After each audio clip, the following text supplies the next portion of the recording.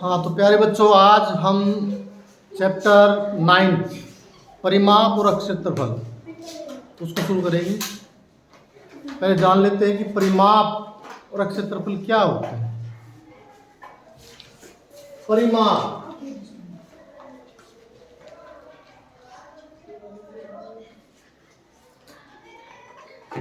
परिमाप या पेरीमीटर,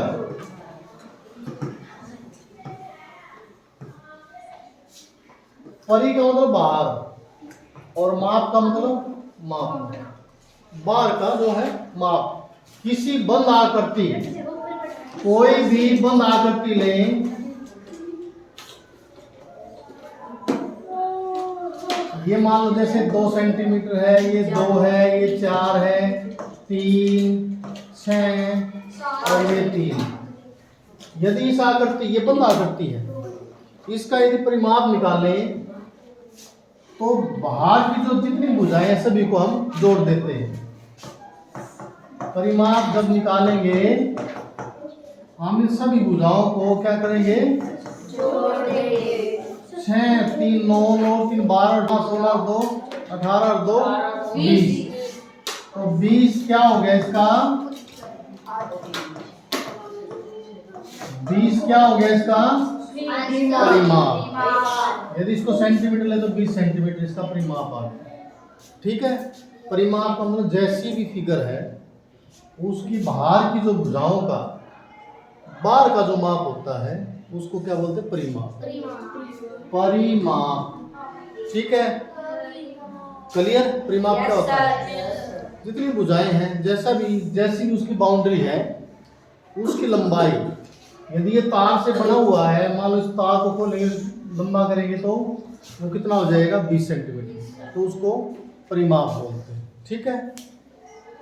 अब दूसरा क्या है, क्षेत्रफल या एरिया। क्षेत्रफल होता है इस बंद आकृति द्वारा जो घिरा हुआ भाग है, ये जो घिरा हुआ हिस्सा है ना अंदर का, इसको हम क्या बोलते हैं, क्षेत्रफल या एरिया। तो दोनों में अंतर समझना। परिमाप का मतलब बाउंड्री का माप, क्षेत्रफल का मतलब घिरा हुआ जो भाग है उसका मान कितना, वो क्षेत्रफल होता है। ठीक है। तो चलो क्वेश्चन करेंगे, उसमें और क्लियर हो जाएगा। ये क्या है, एक समानांतर चतुर्भुज है। क्या है, समानांतर या पैरेललोग्राम।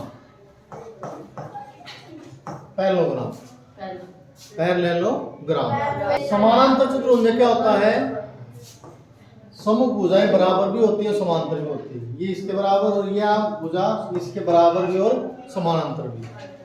सम्मुख कोण बराबर होते हैं, ये कोण इसके बराबर। ठीक है। और विकर्ण क्या होते हैं, परस्पर समद्विभाजित करते हैं एक बिंदु। ये है पैरेललोग्राम की परिभाषा।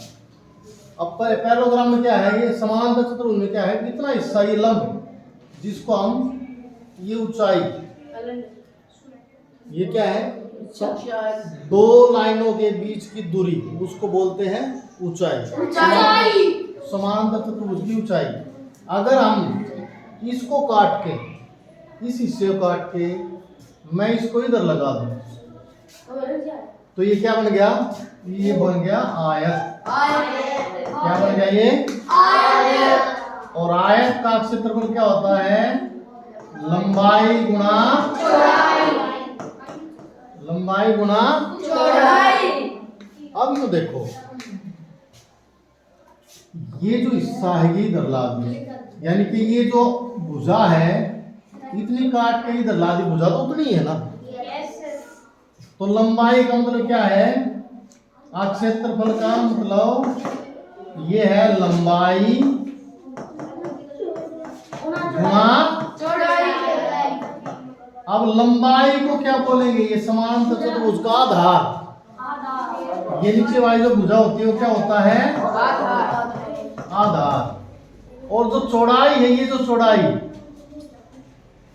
ये है समानांतर चतुर्भुज के ऊंचाई, समानांतर चतुर्भुज की ऊंचाई। चौड़ाई को क्या बोलेंगे? ऊंचाई। तो समानांतर चतुर्भुज का क्षेत्रफल क्या बन गया फिर? ये है आधार गुना ऊंचाई। याद रहोगा तुम्हें कि समानांतर चतुर्भुज का फार्मूला कैसे बना है? आधार गुना ऊंचाई। फार्मूला याद हो गया? कर लो इसको। तो समानांतर चतुर्भुज का फार्मूला क्या बन गया? क्षेत्रफल आधार गुना ऊंचाई। याद रहेगा ना ये?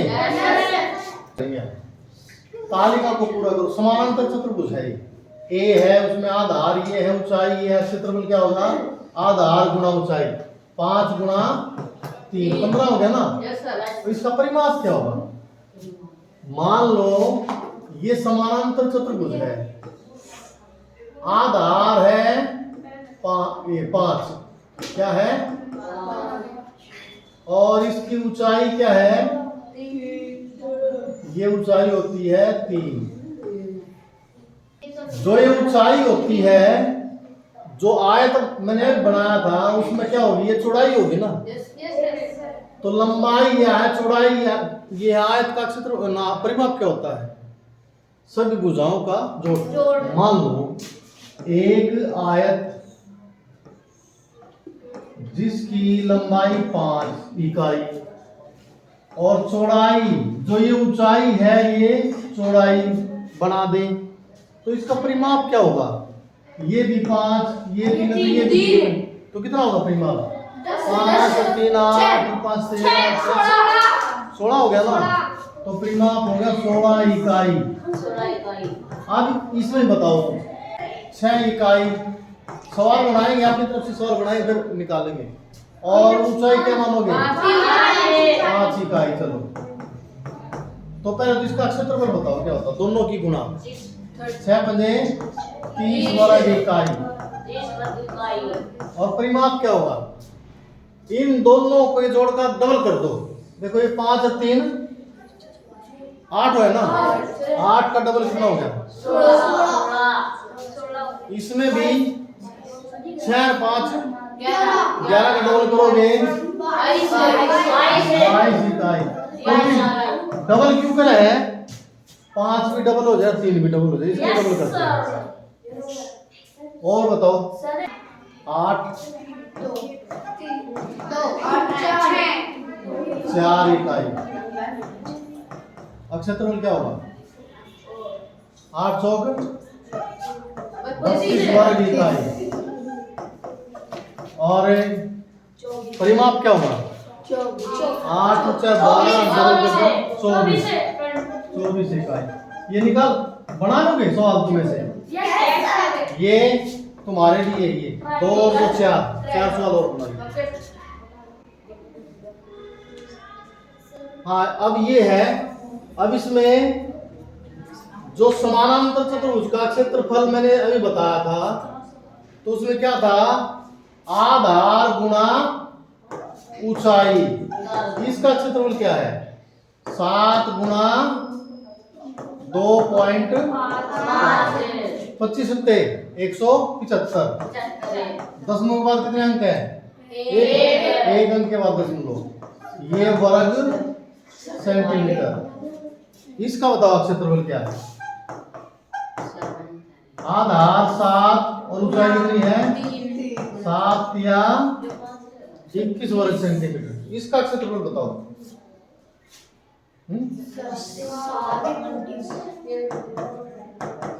7 गुना 3.5। 7 में 35, हासिल 3 7 या 21 और 3 24। एक अंक के बाद दशमलव लगा दो, वर्ग सेंटीमीटर। इसमें क्षेत्रफल 7 गुना 4 7 चौक 28 वर्ग सेंटीमीटर। हाँ प्रश्नावली 9.1 पहले का ए पार्ट। निम्न में प्रत्येक समानांतर चतुर्भुज का क्षेत्रफल ज्ञात कीजिए। अब इसमें आधार क्या है? 7। ऊंचाई कितनी है? 4। तो समानांतर चतुर्भुज को मैं ऐसे लिखूंगा पैरेललोग्राम। हिंदी में लिखने में बहुत लंबा हो जाएगा। समानांतर चतुर्भुज अक्ष क्षेत्रफल। सूत्र क्या है? आधार गुणा ऊंचाई। आधार गुणा ऊंचाई। आधार कितना है? 7। ऊंचाई कितनी है? 4। 7 चौक 28 वर्ग सेंटीमीटर। इसका बी भाग समानांतर चतुर्भुज का फर्स्ट का बी पार्ट, इसका क्षेत्रफल आधार गुणा ऊंचाई। फार्मूला वही है। आधार इसमें कितना है? बोलो, जो नीचे भुजा है वो आधार होती है 5 और जो खड़ी है वो ऊंचाई कितनी है? 5 दिए 15 वर्ग सेंटीमीटर। तीसरा जो सवाल है उसमें समांतर फर्स्ट का सी पार्ट, समानांतर चतुर्भुज का क्षेत्रफल आधार गुणा ऊंचाई। आधार कितना? 2.5। ऊंचाई कितनी है? 3.5। अब पॉइंट 10 न भूल जाओ, पहले गुणा करो। 25 पंजा 125 हासिल 12। 25 73 12 87। कितने अंकों के बाद दशमलव? एक यहाँ एक यहाँ, 2 अंकों के बाद दशमलव। ठीक है। फर्स्ट का डी पार्ट समानांतर चतुर्भुज का क्षेत्रफल। फार्मूला आधार गुणा, देखो एक ही फार्मूला करवाई, याद हो जाना चाहिए तुम्हें। इसमें आधार क्या है? आधार ही दरवाजा, क्योंकि लंब इसमें जो ये 90 डिग्री का कोण है, ये लंब जिसके ऊपर लंब डला हुआ है वो आधार होता है। आधार क्या है इसमें? 5। और ऊंचाई क्या है? ऊंचाई का मतलब लंब, वो क्या है? 4.8। गुणा करो 5 पे 40 हासिल 4। 5 चौक 20 और 4 24। दशमलव के बाद एक अंक है, एक अंक के बाद दशमलव लगा दो। वर्ग सेंटीमीटर। फर्स्ट का ई पार्ट समानांतर चतुर्भुज का क्षेत्रफल आधार गुणा ऊंचाई। देखो मैं बार बार लिख रहा हूं, तुम्हें याद हो जाना चाहिए पक्का अच्छी तरह। आधार क्या है? देखो लंब किसके ऊपर डला हुआ है? 2 के ऊपर, तो आधार क्या होगा? 2। और ये लंब का मतलब क्या होता है? ऊंचाई। ऊंचाई और लंब में कोई अंतर नहीं है, तो ऊंचाई कितनी है? ये 4.4। 2 से गुणा 2 2 चौक 8 दशमलव 2 चौक 8 वर्ग सेंटीमीटर। ये फर्स्ट का ई पार्ट है। दूसरे का ये भाग। इसमें क्या है? इन आकृतियों में ये कैसी है? निम्न प्रत्येक त्रिभुज का क्षेत्रफल ज्ञात कीजिए। सारे 4 त्रिभुज है। अब मान लो ये त्रिभुज है, मैं इसको यदि पूरी बना दूं तो ये क्या बन गया? वही बन गया ना, वही क्या बन गया? समानांतर चतुर्भुज। क्या बन गया? समानांतर चतुर्भुज।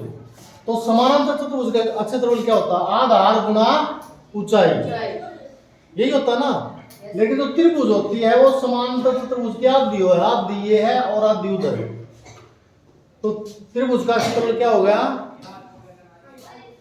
त्रिभुज का क्षेत्रफल आधार गुणा ऊंचाई, और उसका क्या है? आधा। उसका क्या है? अब आधार कितना है? इसमें आधार 4 और ऊंचाई कितनी है? 3। 2 तो काट दो, 2 नीचे 2 तो काट 2 दूनी 4, 3 दूनी 6 वर्ग सेंटीमीटर। ठीक है।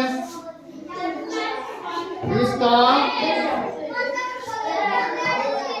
दूसरे का बी भाग त्रिभुज का क्षेत्रफल 1/2 गुणा आधार गुणा लंब या ऊंचाई। देखो आधार गुणा ऊंचाई मैंने तो करवाया है, उसका आधा त्रिभुज होगी। यदि आधा नहीं है तो ये समांतर चतुर्भुज है, अगर आधा है तो यह त्रिभुज है। त्रिभुज देखो 1 से 2 फार्मूले बन गए। समांतर चतुर्भुज का क्षेत्रफल क्या होगा? आधार गुणा लंब या आधार गुणा ऊंचाई। और फिर उसका क्या होगा, आधार गुणा ऊंचाई उसका आधा। आधा का मतलब 1/2। तो दूसरे भाग में क्या आधार क्या है इसमें 5, 1/2 आधार 5 है। और लंब कितना है यानी कि ऊंचाई 3.2। 2 से काट दो, 2 एकम दशमलव, 1 बच गया 12, 2 6 12। अब 16 और 5 16 पंजे 80, दशमलव बाद एक इनके बाद दशमलव। ठीक है, ये था बी। दूसरे का सी भाग, त्रिभुज का क्षेत्रफल। फार्मूला बोलो, 1/2 आधार गुणा ऊंचाई या लंब। आधार गुणा ऊंचाई या लंब, दोनों में कोई अंतर नहीं है। हाँ, इसमें सी भाग में आधार कितना है 3, ऊंचाई कितनी है, काट दो, कटता हूं 2 से, 2 दूनी 4, 3 दूनी 6 वर्ग सेंटीमीटर। एक ये भाग बच गया, ये तुम्हारे लिए। ठीक है, क्योंकि इसमें आधार कितना है 3, ऊंचाई कितनी है 2। इस 2 तो 2 कट जाएगा, 3 रह जाए, कर लोगे ना। तो आज की वीडियो में इतना ही। वीडियो अच्छी लगी तो लाइक करें, शेयर करें, सब्सक्राइब करें और इस तरह की वीडियो करें हमारे चैनल से। Thank you.